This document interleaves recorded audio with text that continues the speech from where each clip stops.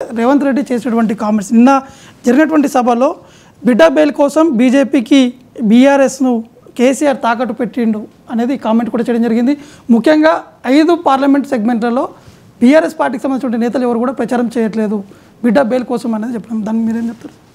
అంటే అసెంబ్లీ ఎన్నికల సమయంలో కూడా బీజేపీ బీఆర్ఎస్ ఒక్కటేతోంది అన్న భావన భారీ ఎత్తున ప్రభావం చూపింది. వాస్తవానికి బీజేపీకి ఓట్లు సీట్లు తగ్గటానికి అప్పటి కేసీఆర్ ప్రభుత్వానికి వ్యతిరేకంగా ఉన్న ప్రజాభిప్రాయం కాంగ్రెస్ వైపు మరలటానికి కూడా ఈ నెరేటివ్ చాలా కీలకంగా పనిచేసింది. బీజేపీ కాంగ్రెస్ ఒక్కటే, ఎన్నికల తర్వాతైనా వీళ్ళు కలుస్తారు అన్న నెరేటివ్ బాగా పనిచేసింది. ఆ పనిచేసిన దానివల్ల దానికి బలం చేకూర్చే 2 పరిణామాలు కూడా జరిగాయి. ఒకటి, బండి సంజయ్ని అర్ధాంతరంగా పార్టీ అధ్యక్ష పదవి నుంచి పక్కకు జరపడము. దానికి బీజేపీ సమర్థించుకుందే టర్మ్ అయిపోయిందని. బట్ అందరికీ తెలుసు, టర్మ్ అయిపోయిన తర్వాత కూడా 4 నెలల పాటు కొనసాగించారు. సాధారణంగా ఎన్నికల సమయంలో అధ్యక్షుల్ని మార్చరు. ఆ ఆనవాయితీకి విరుద్ధంగా బండి సంజయ్ని అర్ధాంతరంగా మార్చారు. బండి సంజయ్ని మార్చే ముందు ఈటల రాజేందర్, రాజగోపాల్ రెడ్డి వీళ్ళంతా పెద్ద క్యాంపెయిన్ నడిపింది, ఢిల్లీ చుట్టూ తిరిగింది కూడా మనం చూసాం. అందువల్ల బండి సంజయ్ని మార్చడం కేసీఆర్ కోసమే అన్న భావన ప్రజల్లోకి బలంగా వెళ్ళింది.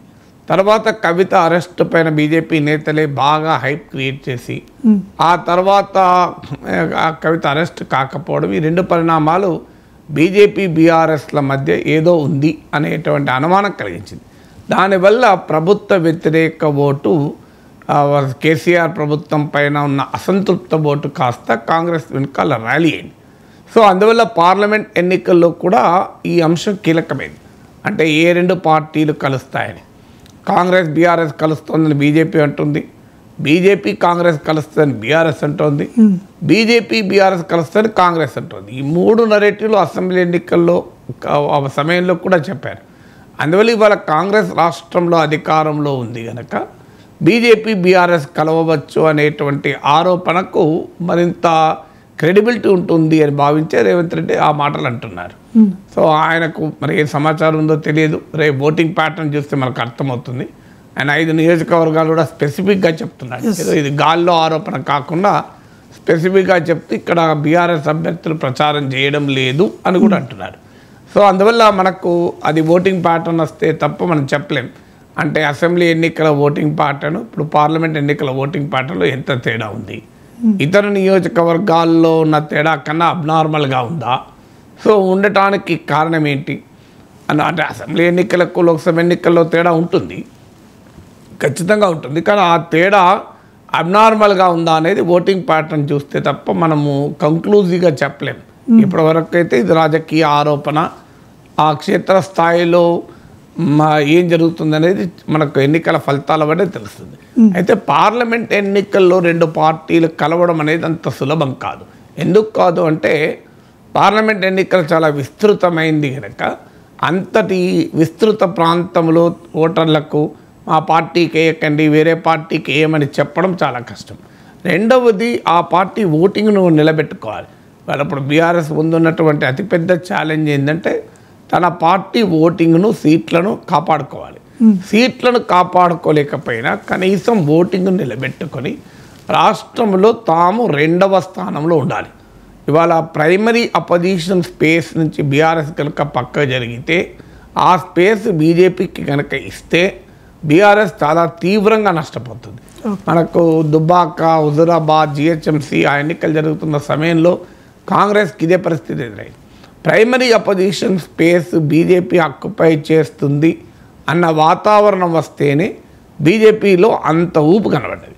అందువల్ల ఇప్పుడు బీఆర్ఎస్ కాదు కాంగ్రెస్కు ప్రధాన ప్రతిపక్షం బీజేపీయే అనేటువంటి ట్రెండ్ కనుక వస్తే, అది కూడా బీజేపీ పెరుగుతున్న సమయంలో బీజేపీ ఓటింగ్ 2018లో 7% ఉంటే 2023కి వచ్చాక 14% పెరిగింది. 2019 లోక్సభ ఎలక్షన్లో 20% ఉండే. ఈ 3 ఫిగర్ల కన్నా కూడా ఈసారి ఎక్కువ ఉంటుంది ఓటింగ్. సో అందువల్ల బీజేపీ ఓటింగ్ పెరుగుతున్న సమయంలో బీజేపీ 3వసారి మళ్ళీ కేంద్రంలో అధికారంలోకి వస్తుంది అన్న వాతావరణం ఉన్న సమయంలో రేపు ఒకవేళ వచ్చాక బీఆర్ఎస్ ఓటింగ్ కనుక తగ్గి అది సెకండ్ పొజిషన్లో కాక థర్డ్ పొజిషన్లోకి వెళ్ళిపోయారనుకోండి, అది బీఆర్ఎస్ మనగడకే ప్రమాదం. అందువల్ల బీఆర్ఎస్ ఇవాళ బీజేపీతో కొట్లాడకుండా 5 స్థానాల్లో కనుక ఒకవేళ బీజేపీకి సహకరిస్తే రేవంత్ రెడ్డి ఆరోపించినట్లు అది ఆత్మహత్యా సదృశ్యం, సెల్ఫ్ సూసైడల్ అయితే బీఆర్ఎస్కి ఇప్పుడున్న టార్గెట్ కాంగ్రెస్ను ఓడించడం కాదు, కాంగ్రెస్ను ఓడించకపోవడమా అనేది కాదు. ఇప్పుడు సెకండ్ పొజిషన్లో బీఆర్ఎస్ ఉండాలి. ఫస్ట్ పొజిషన్లో ఉండి మెజారిటీ ఎంపీ సీట్లు బీఆర్ఎస్ గెలుచుకుంటున్నది కల్లా ఇప్పుడున్న రాజకీయ వాతావరణంలో అది సాధ్యమయ్యే పనే కాదు. బీఆర్ఎస్కు 2019 లోక్సభ ఎన్నికల్లో 9 సీట్లు వచ్చాయి. ఆ 9 సిట్టింగ్ సీట్లను బీఆర్ఎస్ నిలుపుకునే రాజకీయ వాతావరణం అయితే ఎక్కడా లేదు. సో అందువల్ల ఇప్పుడు బీఆర్ఎస్ ముందున్న లక్ష్యం ఏంటి? అసెంబ్లీ ఎన్నికల్లో కాంగ్రెస్కు బీఆర్ఎస్కు మధ్య కేవలం 2% తేడా, 37% ఓటింగ్ నిలుపుకుంది. అప్పటికే అది అంతకుముందు అసెంబ్లీ ఎన్నికలతో పోలిస్తే 10% దెబ్బ. ఇప్పుడు రకరకాల విశ్లేషణలు సర్వేలు వస్తున్నాయి, మరో 10 to 12% బీఆర్ఎస్ తన ఓటింగ్ కోల్పోవచ్చు అని.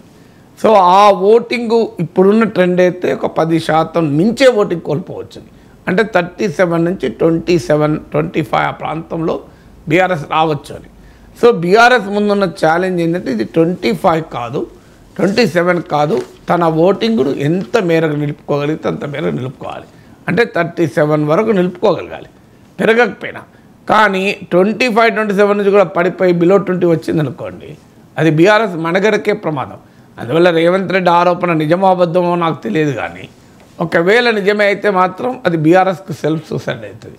ఒకవేళ బీఆర్ఎస్ నాయకత్వం వ్యూహాత్మకంగానో మరో విధంగానో కాంగ్రెస్ పార్టీని ఎక్కువ సీట్లలో ఓడించాలి, మేమైతేంది బీజేపీ అయితేంది అని గనక ఆలోచిస్తే అది కాంగ్రెస్కు ప్రమాదం కాదు, బీఆర్ఎస్కు ప్రమాదం. ఎందుకంటే బీజేపీకి గనక ప్రధాన ప్రతిపక్ష స్థానంలో కూర్చోపెడితే ఇక బీఆర్ఎస్కు పొలిటికల్ స్పేస్ ఉండదు.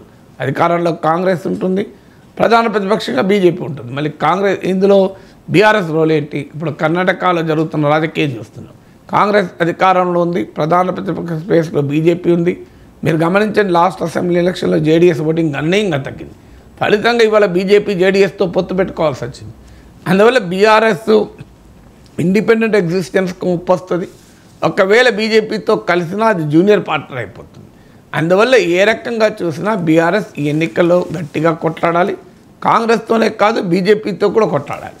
కొట్లాడకపోతే మాత్రం అది బీఆర్ఎస్కు స్వల్పకాలిక లక్ష్యాలతో ఏమైనా ఒకవేళ చేస్తే షార్ట్ టర్మ్ పొలిటికల్ ఆబ్జెక్టివ్స్తో లాంగ్ టర్మ్లో తీవ్రంగా నష్టపోతుంది. బీజేపీకి లాభమే, బీజేపీకి ఇది విన్ విన్ సిచ్యువేషన్, ఏ రకంగా చూసినా లాభమే. కానీ లాంగ్ టర్మ్లో మాత్రం ప్రమాదం ఏర్పడుతుంది. ఇక కాంగ్రెస్ ఆరోపించినట్లు బీజేపీ బీఆర్ఎస్ కలవదా? రాజకీయాల్లో ఎవరు కలవరు అని చెప్పడం చాలా కష్టం. దేశంలో ప్రాంతీయ పార్టీల చరిత్ర అంతా చూసినా మనకు ఎక్సెప్ట్ రాష్ట్రీయ జనతాదళ ఆర్జేడీ మినహా అన్ని ప్రాంతీయ పార్టీలు ఎన్నడో ఒకసారి బీజేపీతో కలిసినవి. ఇందులో కలవని పార్టీ అంటూ లేదు దేశమంతటా. నిన్న కాక మొన్నటి వరకు తెలుగుదేశం అసలు డోర్స్ క్లోజ్ అయి ఉన్నాయని అమిత్ షా అన్నాడు. టీడీపీ వాళ్ళని బీజేపీ వాళ్ళు అన్నారు, బీజేపీ వాళ్ళని టీడీపీ ఇప్పుడు కలవలేదా? అందువల్ల ఎన్నికల తర్వాత ఏం జరుగుతుంది అనేది extremely difficult to tell. So BRS తన మనుగడ కొరకు అటు కేంద్ర ప్రభుత్వం రాష్ట్ర ప్రభుత్వంతో పోరాడి కేసులు దాడులు ఇవన్నీ ఉంటాయి అని అనుకోవచ్చు, లేదా పొలిటికల్గా అవసరం రీత్యా అది చెప్పలేము. కానీ అది depend not just on BRS, బీజేపీపై కూడా ఆధారపడుతుంది.